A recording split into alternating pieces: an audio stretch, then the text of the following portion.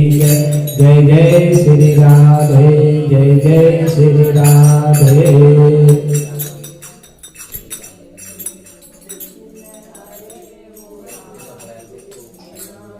देवर्षि नारद मुनि से ब्रह्मा जी ने पूछा कि हे ब्रह्मा जी, आप जगत के रचयिता हो।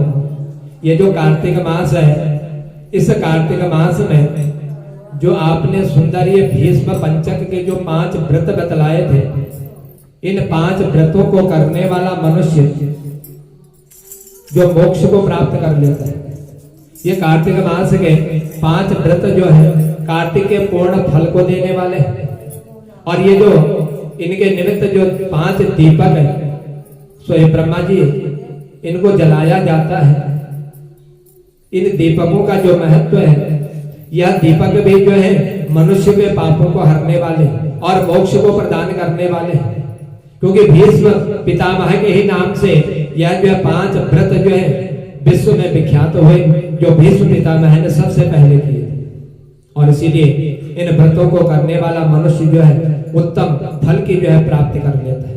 ओम नमो भगवते वासुदेवाय, इस मंत्र का जप करना, रात्रि में एकादशी के दिन जागरण करना, ये कर्म जो मनुष्य कार्तिक के महीने में कर लेता है, उन मनुष्यों को जो है उत्तम फल की प्राप्ति हो जाती है और समस्त एकादशियों का फल उनको प्राप्त हो जाता है। जो कार्तिक मास के एकादशी से लेकर के गंगा स्नान तक 5 दिन के इस व्रत को करते हैं, भगवान के मंत्र का जप करते हैं और एकादशी के दिन रात्रि जागरण करते हैं, यह सब फल जो है उनको यह एक एकादशी समस्त एकादशियों के फल को प्रदान कर देती है। एकादशी से लेकर के पूर्णमासी तक यह 5 व्रत है जो संपन्न करता है, विधि विधान के अनुसार भगवान का जो पूजन करता है, उनके पितृ गण भी जो है तृप्त होते हैं, वह भी वैकुंठवासी हो जाते हैं। भीष्म पंचक व्रत में वसु के अवतार शांतनु नंदन चंद्रवंश में उत्पन्न व्याघ्रपद नाम का जो गोत्र है और जो गंगा के पुत्र हैं, जिन्होंने हमेशा सत्य को धारण किया, कभी झूठ नहीं बोला, झूठ का जिन्होंने परित्याग कर दिया, जो जन्म से जो है ब्रह्मचारी थे, ऐसे भीष्म जी का जो प्रतिदिन जो है उनके नाम का जो उच्चारण करता है, उनके नाम का जो तर्पण कर लेता है, उस व्यक्ति के वर्ष भर के जो पाप होते हैं वह पाप नष्ट हो जाते हैं और जो पुण्य होता है वह पुण्य उनका जो है उजागर हो जाता है। इसीलिए भीष्म पंचक के नाम से व्रत जो है पूर्णमासी तक जो है यह व्रत पूर्ण होता है। और पूर्णमासी के दूसरे दिन जब प्रतिपदा तिथि आवे, उस प्रतिपदा तिथि में खीर का भोजन बना करके भगवान को जो है उस भोजन का भोग लगावे और भोग लगा करके फिर वही जो है प्रसाद के रूप में वितरित करे, दान दक्षिणा दे करके यथाशक्ति पूजन करने वाले ब्राह्मण को जो है संतुष्ट करे। भगवान को भोग लगाने के बाद, ब्राह्मण भोजन करने के बाद स्वयं फिर उसी खीर का जो है प्रसाद ग्रहण करे। इस तरह से ये 5 व्रत पूर्ण करके छठे दिन जो खीर का भोजन बना करके भगवान को अर्पण कर लेता है और फिर उसी खीर को प्रसाद के रूप में वह ग्रहण करता है, तो उसके द्वारा उस मनुष्य के जन्म जन्मांतर के पाप नष्ट हो जाते हैं। जन्म मृत्यु के बंधन से वह मुक्ति प्राप्त करता हुआ इस लोक में सुख भोग करके वह वैकुंठ धाम को प्राप्त कर लेता है। सो हे देवर्षि, हे नारद मुनि, इस तरह से यह 5 भीष्म पंचक जो है मनुष्य का कल्याण करने वाले, मोक्ष प्रदान करने वाले और वैकुंठ धाम प्रदान करने वाले। कार्तिक शुक्ल पक्ष की द्वादशी जो तिथि आती है, उस द्वादशी तिथि में एकादशी के जो व्रत किए हुए हैं, उस एकादशी के व्रत का जो है उस व्रत को खोले, भगवान को पहले उनका पूजन करें, भगवान को भोग लगा करके एकादशी के व्रत को खोलना चाहिए। और द्वादशी के दिन कोई ऐसा भोजन ना करें जो निषिद्ध भोजन हो। उसी दिन में, द्वादशी के दिन में जो है शुद्ध भोजन ग्रहण करना चाहिए, जिससे द्वादशी के दिन शुद्ध भोजन करने से वह एकादशी के व्रत का जो है पूर्ण फल जो है प्राप्त हो जाए। सो हे देवर्षि, हे नारद मुनि, कार्तिक द्वादशी का जो दिन आता है, यह द्वादशी का दिन भी भगवान को अत्यंत प्रिय लगने वाले है। कार्तिक शुक्ल पक्ष की द्वादशी के दिन जो मंदिर में भगवान राधा कृष्ण के समीप जो है ध्वजारोपण करता है, ध्वजा को लगाता है या दीपक अर्पण करता है, दीप दान करता है, उस मनुष्य के भी जो समस्त पाप नष्ट हो जाते हैं।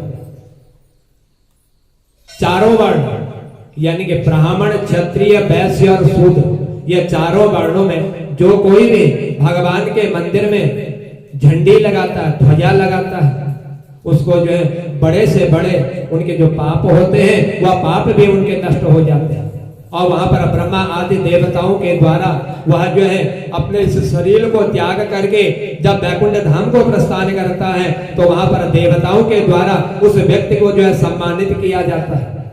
और देवताओं के द्वारा सम्मानित किए जाने पर फिर वह व्यक्ति जो है वहां से लौट करके भगवान के विष्णु यानी कि वैकुंठ धाम को जो है प्राप्त हो जाता है।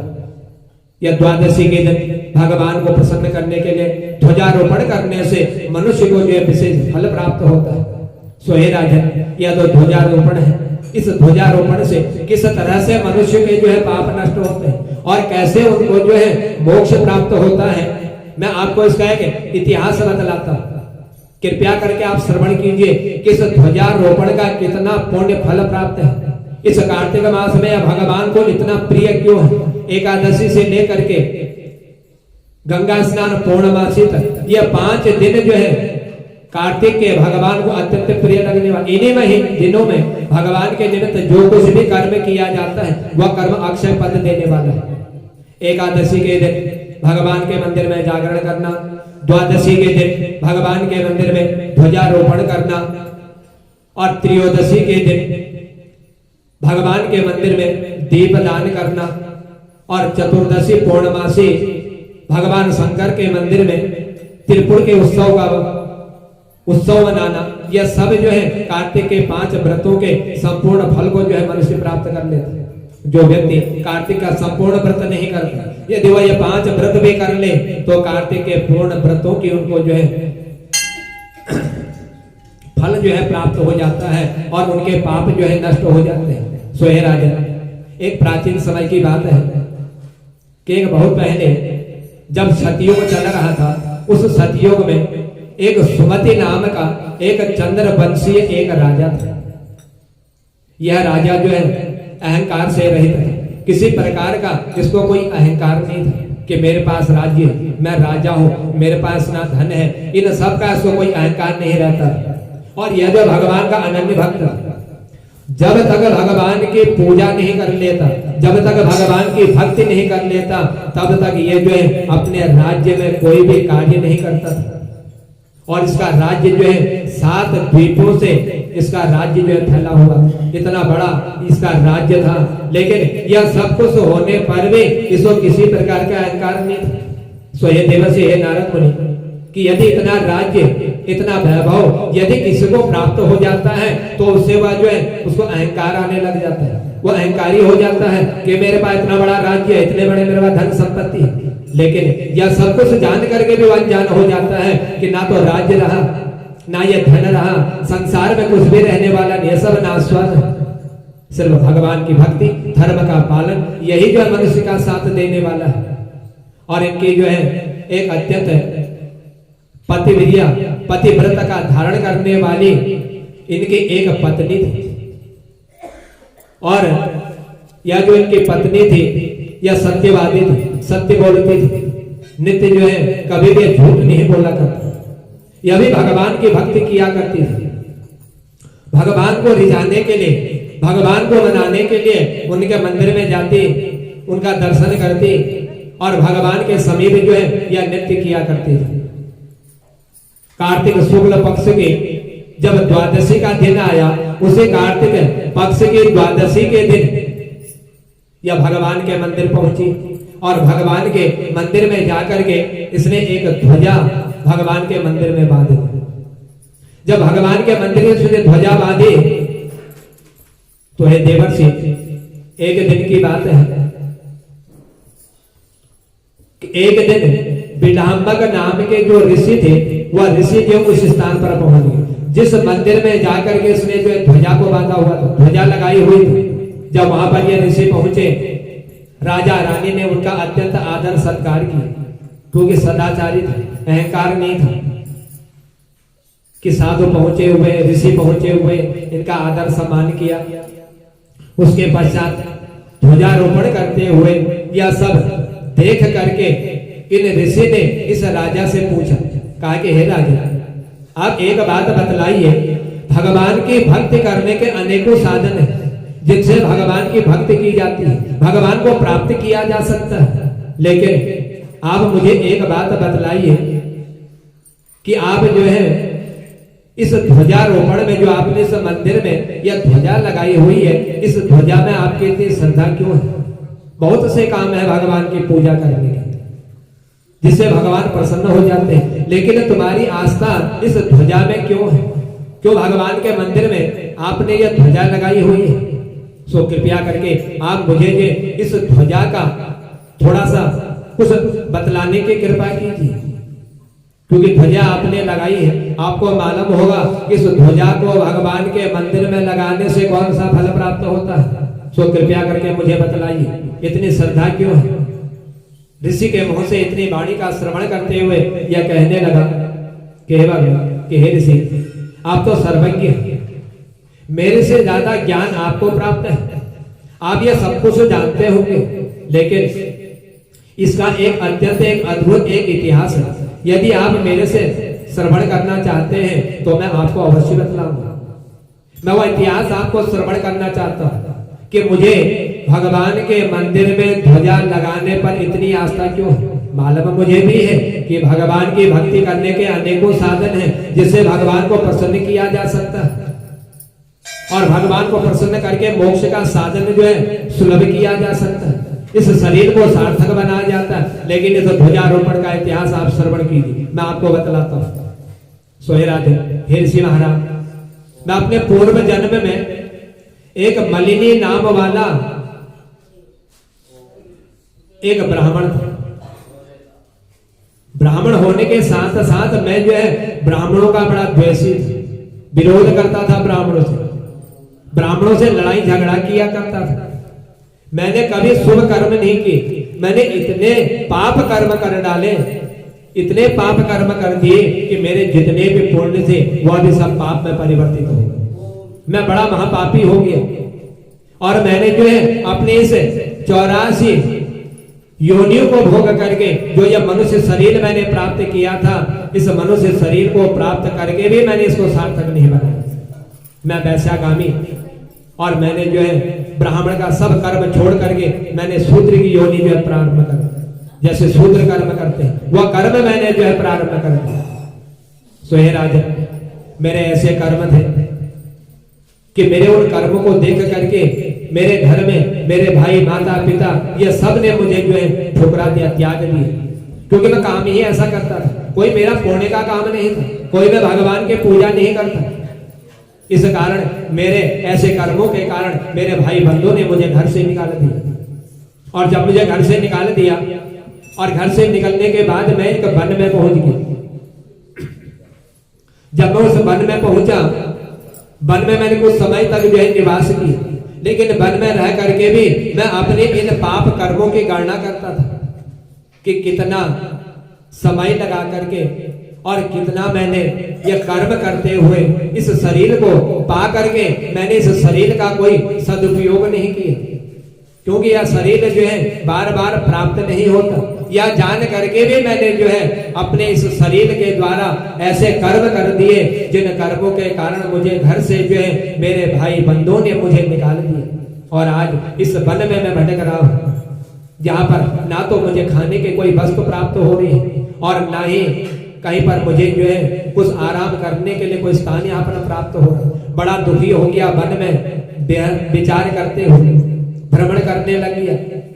जब वन में इधर उधर घूम रहा था, कुछ समय इसका जब व्यतीत हुआ तो अचानक उसी वन में इसको एक जो है भगवान विष्णु का एक मंदिर दिखाई दिया, जो मंदिर बड़ा जीर्ण हो चुका था, टूट चुका था। वह मंदिर इसने देखा, विचार किया कि इस वन में मेरे रहने के लिए इससे अलावा कोई अब कोई स्थान प्राप्त नहीं होगा। यही मुझे मंदिर प्राप्त हुआ तो मुझे इस मंदिर में जाना चाहिए। पहुंच गया उस भगवान विष्णु के मंदिर में जो टूट चुका था, उस मंदिर में जाकर के ये वहां पर रहने लग गया। जब काफी समय हुआ इसको उस मंदिर में रहते हुए, एक दिन उस वन के जीव जंतु मृग आदि को मार करके यह अपनी उदर पूर्ति किया करता, क्योंकि मंदिर में कोई पूजा करने नहीं आता, कोई भक्त नहीं जाता जो जा करके वहां पर कुछ चढ़ा दे और ये अपनी जो उदर पूर्ति कर सके। उस मंदिर में रह करके भी इसको खाने की कोई वस्तु प्राप्त नहीं होती, जीवों को मारता, उनका वध करता, उसी से अपनी उदर पूर्ति किया करता। एक दिन यह विद्यांचल नाम का जो पर्वत है, उस पर्वत पर रहने वाली एक कोकिला नाम की एक निषाद कन्या, जिसने अपने पति को जो है मार दिया था, अपने पति का जिसने वध कर दिया था, और पति को मारने के कारण ही यह जो है उस पर्वत पर यह रहने लग गई, क्योंकि इसने भी पाप कर्म किए और यह भी पापाचारी था। इसने पति का वध करके इसको मारा, इसको जो पति हत्या का वध करने का पाप लगा। तो जब ये दोनों उस वन में भ्रमण कर रहे थे और ये निषाद कन्या कोकिला जो है विद्यांचल नाम के पर्वत पर जब निवास कर रही थी, भूख से व्याकुल होकर के वहां पर मेरे समीप पहुंची। इसने देखा कि यह मंदिर है, इस मंदिर में मुझे जाना चाहिए, शायद हो सके यहाँ पर मेरी भूख शांत करने के लिए मुझे कोई चीज प्राप्त हो जाए। ऐसा मन में विचार करते हुए यह निषाद कन्या उस मंदिर में मेरे समीप पहुंच गई और ये भी जो उस मंदिर में मेरे ही साथ रहने लगी। स्वयं देवर्षि के हे नारद मुनि, जब यह निषाद कन्या और मैं, हम दोनों उस मंदिर में जब निवास कर रहे थे, जो पशुओं को मैं मार करके लाता था, उन्हीं पशुओं के द्वारा हम दोनों जो है अपनी उदर पूर्ति किया करते थे, अपनी आजीविका को चलाया करते थे। लेकिन हमने इतना पाप कर्म कर दिया शरीर को पा करके, जिसकी कोई गणना नहीं थी। उन पाप कर्मों की यदि धर्मराज गणना भी करते तो हमें कभी भी मोक्ष प्राप्त ना हो, हम जो है वैकुंठ में न जा करके पाप योनि में ही भटकते रहे, वहीं पर हमारी मृत्यु, वहीं पर हम जन्म लें। ऐसा हमने कर्म कर लिया इस मनुष्य तन को पा करके। इस मनुष्य तन को पा करके हमने कोई शुभ कर्म नहीं किया, लेकिन संयोग बस उस समय ऐसा व्यतीत हुआ। कहते हैं कि जब मनुष्य के बुरे दिन आते हैं तो अच्छे दिन भी जरूर आते हैं, अच्छे दिन आते हैं तो बुरे दिन भी जरूर आते हैं। सुख पाया है तो दुख का भी आनंद लेना चाहिए, दुख पाया है तो सुख का भी आनंद लेना चाहिए। तो संयोग बस हमने दुख प्राप्त किया और हमारे दुख का जो समय व्यतीत होता चला गया, हम दोनों मंदिर में रहने लगे। तो एक दिन देव योग के द्वारा हमको मालूम नहीं था कि यह कार्तिक का महीना चल रहा है, कार्तिक मास चल रहा था और कार्तिक मास के शुक्ल पक्ष के एकादशी के दूसरे दिन की द्वादशी तिथि प्राप्त हो चुकी थी। हमें कुछ भी ज्ञान नहीं था, हम जो अज्ञानी बन चुके थे। और उसी मंदिर में उस द्वादशी के दिन हमने जो है अनायास ही बिना ज्ञान प्राप्त किए, बिना सोचे समझे एक लकड़ी हमने उठाई। उस लकड़ी को लेकर के हमने उसमें एक कपड़ा बांध दिया।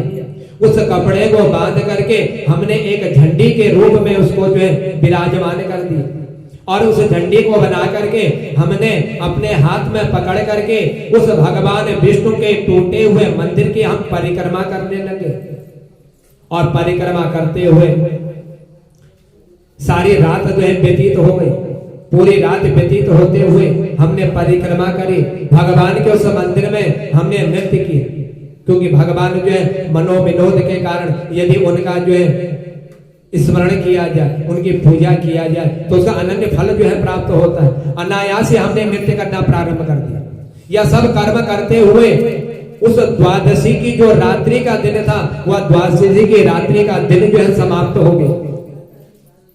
और जब रात्रि समाप्त हुई, त्रयोदशी का जो दिन आया, वह त्रयोदशी का दिन जो है हमारे लिए काल बन करके प्रकट हो गया।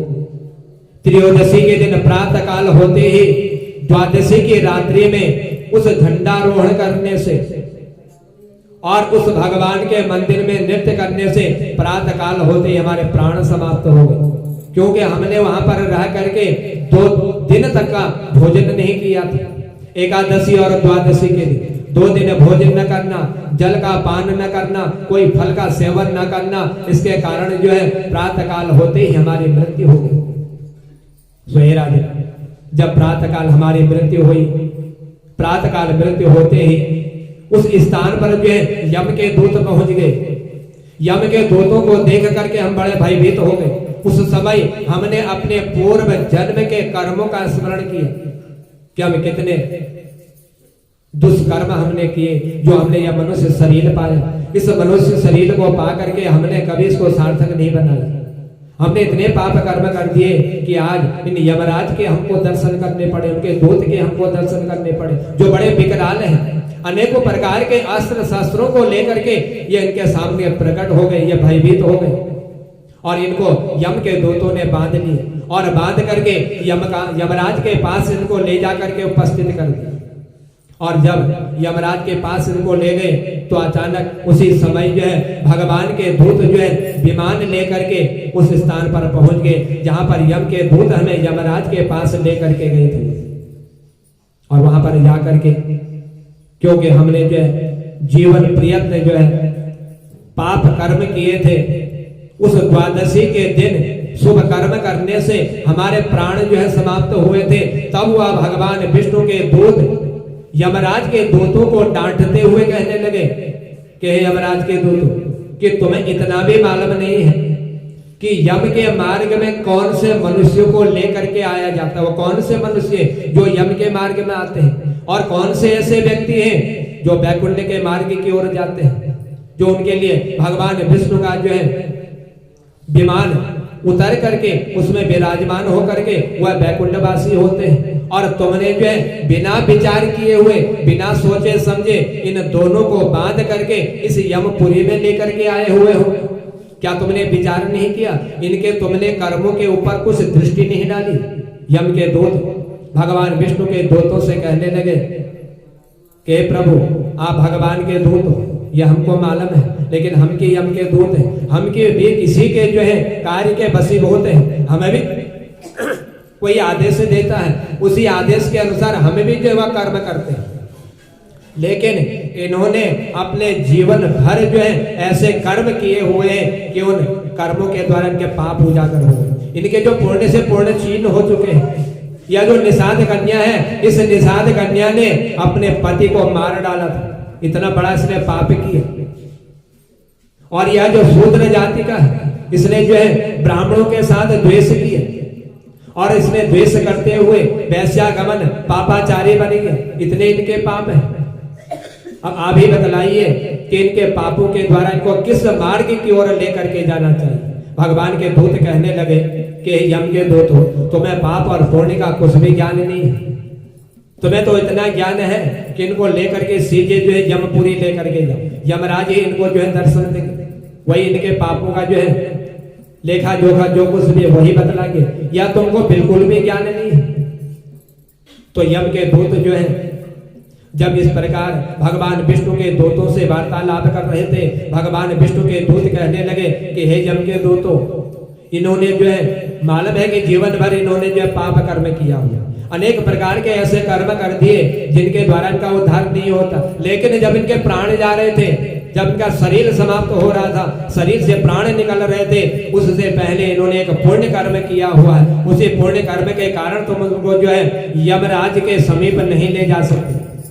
ये धर्मात्मा बन चुके हैं, इसीलिए धर्मात्मा होने के कारण वह व्यक्ति जो है यम के मार्ग में नहीं जाता, वह धर्मराज के मार्ग में नहीं जाता। यम के दूत क्रोधित हो गए और क्रोधित होकर के कहने लगे कि ये दोनों महापापी, बहुत बड़ा इन्होंने पाप किया है, जीवन भर इनका एक भी पुण्य हमको दिखाई नहीं दे रहा है, इसी कारण हमको यमपुरी लेकर के जा रहे। यदि कोई शुभ कर्म किया होता तो क्या हम यहाँ पर पहुंचे थे इनको ले जाने के लिए? यह तो यमराज की आज्ञा है कि जो पापी मनुष्य हैं, जो भगवान का भजन नहीं करते, जो भगवान की भक्ति नहीं करते, जो एक दूसरे की बुराई में अपना जीवन व्यतीत करते हैं, एक दूसरे की चुगली में अपना जीवन व्यतीत करते हैं, जो भगवान को नहीं मानते हैं, भगवान पे जो द्वेष करते हैं, ऐसे जो पापी मनुष्य हैं उनको लेकर के मेरे स्थान पर लेकर के आओ। लेकिन तुमने थोड़ा सा भी इनका पुण्य नहीं देखा कि इनको जो है किस प्रकार का कौन सा थोड़ा सा पुण्य प्राप्त हुआ है। ये कार्तिक के महीने में किया हुआ जो कर्म है, उसी कर्म के कारण ये धर्मात्मा हो चुके हैं, इनके पाप नष्ट हो चुके हैं। क्योंकि इन्होंने जो है कार्तिक के महीने में मेरे मंदिर में जा करके एक लकड़ी में झंडी बांध करके इन्होंने सारी रात परिक्रमा कर दी और पूरी रात परिक्रमा करते हुए प्रातः काल के समय के प्राण नष्ट हो चुके थे। इनके प्राण जा चुके थे, उसी ध्वजारोपण के कारण इनको जो है पुण्य प्राप्त होगी। इसलिए हे राज, आप जो है जो इनके ये पुण्य है, यही ध्वजारोपण के कारण इनके पाप जो है नष्ट हो चुके हैं। तब भगवान विष्णु के गणों ने कहा कि हे यम को दूतो, यह बहुत ही जो दुख की बात है कि तुम्हें जो है धर्म और अधर्म इन दोनों का कुछ भी तुमको ज्ञान नहीं है कि धर्म क्या होता है, अधर्म क्या होता है। तुम्हारी बात बिल्कुल सत्य है कि इन्होंने जीवन भर जो है पाप कर्म किया हुआ, अपना जीवन हमेशा पाप में लगाया हुआ, लेकिन कार्तिक मास के द्वादशी के दिन इन्होंने जो है भगवान के मंदिर में ध्वजारोपण किया। सारी रात भर इन्होंने जो है गायन किया, नृत्य किया और इससे इनके संपूर्ण पाप नष्ट हो गए। अब ये भगवान विष्णु के बैकुंठ धाम जाने वाले हैं, उसके अधिकारी हो चुके हैं। भले ही इन्होंने अनजाने में यह सब कर्म किया, मालूम नहीं था। कार्तिक का महीना चल रहा, द्वादशी तिथि प्रारंभ हो चुकी, अनायास इन्होंने यह जो है कर्म किया। इसी अनायास कर्म के कारण इनके जो है यह पाप नष्ट हो गए। और जो व्यक्ति यदि जान करके भी भगवान के मंदिर में ध्वजारोपण कर देता है तो उसके ध्वजारोपण की महिमा जो है अपरंपार है, उसका कोई वर्णन नहीं कर सकता। जब अनजाने में इतना बड़ा पद, इतने पाप नष्ट हो सकते हैं, तो जान करके वह किस तरह से इन सब कार्यों की सिद्धि नहीं कर सकता? क्या वह भगवान के परम धाम को प्राप्त करने का साधन सुलभ नहीं कर सकता? इतना यमदूत और भगवान विष्णु के दूतों में जब यह वार्तालाप चल रही थी, तब यमराज के दूतों ने भगवान विष्णु के दूतों से जो है क्षमा याचना मांगी। कहा कि हे भगवान, कि आप जो है भगवान विष्णु के दूत हो, लेकिन आप हमको जो है क्षमा कीजिए। अब आप जो है इनको यम के मार्ग में ना ले जा करके भगवान विष्णु के बैकुंठ की ओर इनको अब आप प्रस्थान कराइए। तो इतने में भगवान के गणों के समीप एक सुंदर विमान उपस्थित हुआ भगवान विष्णु का, और ये जो है दोनों भगवान विष्णु के उस विमान पर विराजमान होकर के भगवान विष्णु के बैकुंठ धाम की ओर जो है यह पहुंच गए। तब देवर्षि नारद मुनि ने कहा कि हे राजन, अनजाने में यदि ध्वजारोपण का इतना बड़ा फल है, तो यदि श्रद्धा पूर्वक कार्तिक मास के द्वादशी के दिन यदि यह ध्वजारोपण कर दिया जाए तो उसका कितना फल प्राप्त होता है, जिसकी कोई गणना भी नहीं की जा सकती। देवता लोग भी जिसकी गणना करने में जो है सामर्थ्य नहीं होते। अनजाने में जब यह फल प्राप्त हुआ, और जिन्होंने श्रद्धा पूर्वक भगवान के मंदिर में द्वादशी के दिन यदि ध्वजारोपण कर देते हैं तो उनके जन्म जन्मांतर के पाप नष्ट हो जाते हैं, और पूर्ण कार्तिक के व्रत का फल उनको जो 5 दिन के व्रत करने से प्राप्त हो जाता है। इतनी कथा उनके अपने पूर्व जन्म का इतिहास श्रवण करते हुए या विडाम्बक नाम के ऋषि देवते यह कहने लगे कि हे राज, तुमने जो है आज मुझे यह ध्वजारोपण का यह बहुत ही उत्तम फल तुमने मुझे बतलाया हुआ। जिस ध्वजारोपण करने में तुम्हारी इतनी श्रद्धा है, भगवान के अनेकों साधन हैं उनको रिझाने के, उनको प्राप्त करने के, लेकिन सब कुछ छोड़ करके तुमने जो है यह ध्वजारोपण में इतनी आसक्ति तुम्हारी रही। आज मुझे मालूम हो गया कि कार्तिक मास के द्वादशी के दिन ध्वजारोपण करने से किस प्रकार का जो है फल प्राप्त होता है, और कैसे वह मनुष्य जो है इस लोक में सुख भोग करके भगवान के बैकुंठ धाम में जाने का मार्ग सुलभ करता है, उनके पाप नष्ट कर लेता है। इतना श्रवण करते हुए यह ऋषि जो है वन की ओर तपस्या करने के लिए इन्होंने प्रस्थान कर लिया, और उधर जो है अपने पूर्व जन्म का इतिहास श्रवण करते हुए अपने इस शरीर को त्याग करके भगवान की भक्ति के द्वारा यह बैकुंठवासी हो गए, और बैकुंठ में जाकर के जन्म और मृत्यु के बंधन से इनको मुक्ति प्राप्त हो गई। इसलिए देवर्षि हे नारद मुनि, यह कार्तिक मास में जो कुछ भी कर्म मनुष्य करता है, श्रद्धा भाव के कारण किया हुआ कर्म का फल जो है उनको प्राप्त हो जाता है। क्योंकि यह मनुष्य शरीर जो है बड़ा दुर्लभ है, न जाने आने वाले समय में इस शरीर को त्याग करके फिर दोबारा मिले या ना मिले। जब तक यह शरीर है तब तक भगवान की भक्ति इस शरीर को जो है सार्थक बनाना चाहिए, जिस कारण उसने जन्म दिया हुआ है। उसको जो है सार्थक बनाते हुए, उसका नाम चिंतन करते हुए इस शरीर को इतना पवित्र बना लें कि हमारा शरीर त्याग करके हमें भी जो है भगवान के वैकुंठ धाम में जाने का मार्ग सुलभ कर दे। कोई योनि ऐसी नहीं है जिस योनि में भगवान का भजन कीर्तन किया गया। 85 योनि भी ऐसी नहीं है कि उसमें भी भगवान का भजन किया गया। उस योनि में कोई भक्ति नहीं होती, कोई भगवान के प्रसाद को उस योनि में वह जो है ग्रहण नहीं कर सकता। इसीलिए मनुष्य को चाहिए कि अपने इस शरीर को सार्थक बनाए, भगवान का भजन कीर्तन, यही जो है मनुष्य के साथ जाता है। यह माया, धन, दौलत, ये मेरा है, मेरे पास इतना हो गया, ये सब यही रह जाता है। हम सब कुछ जानते हैं लेकिन जान करके भी अनजान हो जाते हैं। सबसे बड़ा यदि धन मनुष्य के पास है, सबसे बड़ा धन है उसका सुख संतोष। यदि वही नहीं है, लाखों की माया, करोड़ों की माया हो, संतोष नहीं है, वह धन किसी काम का नहीं है।